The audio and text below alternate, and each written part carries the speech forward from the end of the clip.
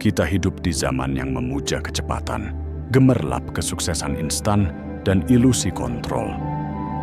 Tapi di balik itu, ada yang hilang, ketenangan batin.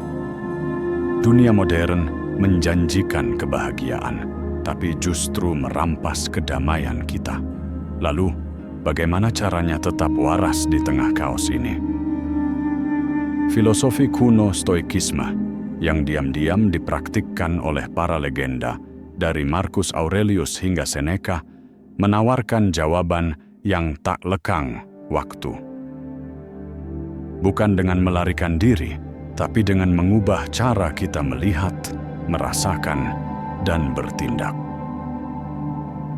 Jika kau lelah dengan kecemasan yang tak berujung, tontonlah hingga akhir. Dan jangan lupa subscribe, karena di channel ini, setiap minggu, kita bersama-sama menggali ketenangan batin yang dunia lupa cara memberikannya.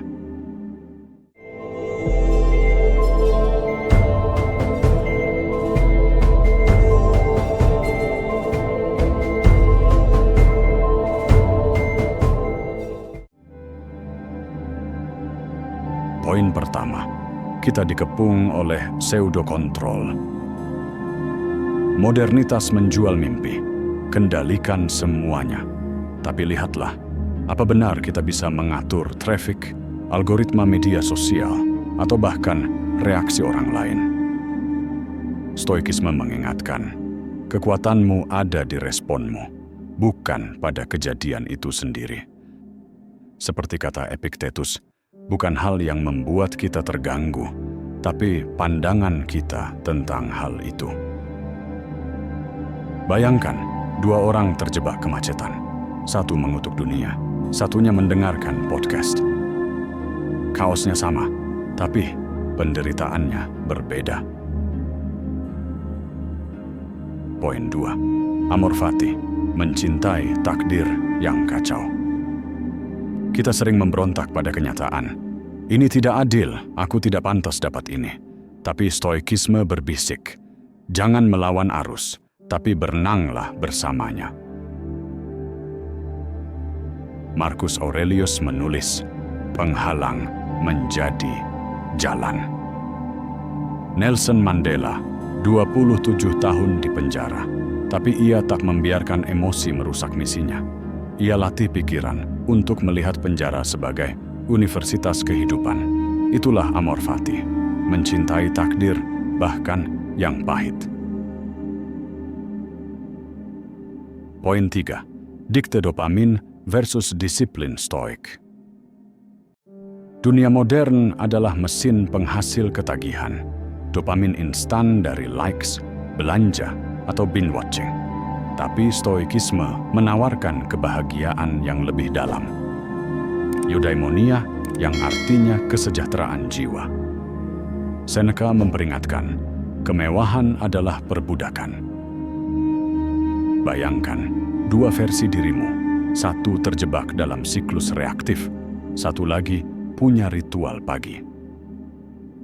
Menulis jurnal syukur, membaca filsafat, melatih ketidaknyamanan, seperti mandi air dingin. Mana yang lebih bebas? Poin 4. Memento mori, kematian sebagai guru terbaik.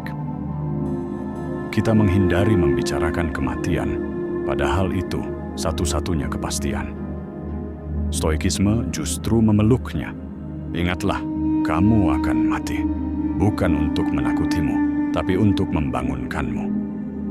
Seperti kata Plutark, saat berjalan di keramaian, ingatlah bahwa setiap orang yang kau lihat suatu hari akan mati. Steve Jobs, setiap pagi ia bertanya, jika hari ini adalah hari terakhirku, apakah aku akan melakukan apa yang kulakukan hari ini? Itulah seni hidup dengan intensitas. Stoikisme bukan tentang menolak dunia modern, tapi tentang memilih tidak tenggelam di dalamnya. Kau bisa tetap menggunakan teknologi, tapi tidak diperbudaknya. Kau bisa merasakan emosi, tapi tidak dikendalikannya. Seperti kata Epictetus, Kita adalah tuan dari opini kita sendiri. Sekarang, pertanyaanku untukmu, apa satu hal di hidupmu hari ini yang bisa kau lihat dengan lensa stoikisme? Bagikan di komentar, mari belajar dari kisah masing-masing. Jika video ini menyentuh batinmu, subscribe, karena di tengah dunia yang sibuk, kita perlu ruang untuk mengingat apa yang benar-benar penting. Dan seperti biasa, untukmu yang masih di sini, terima kasih telah berjuang untuk versi dirimu yang lebih kuat. Kalau ini menyentuh batinmu, ikuti perjalanan ini di Stoik Abadi. Satu pertanyaan untukmu, apa ujian stoik terberat yang pernah kamu hadapi? Dan bagaimana kamu melewatinya? Mungkin cerita kamu bisa menguatkan orang lain yang sedang berjuang. Tulis di kolom komentar. Jika kata-kata ini menyentuh batinmu, mungkin jiwamu sedang memanggilmu pulang.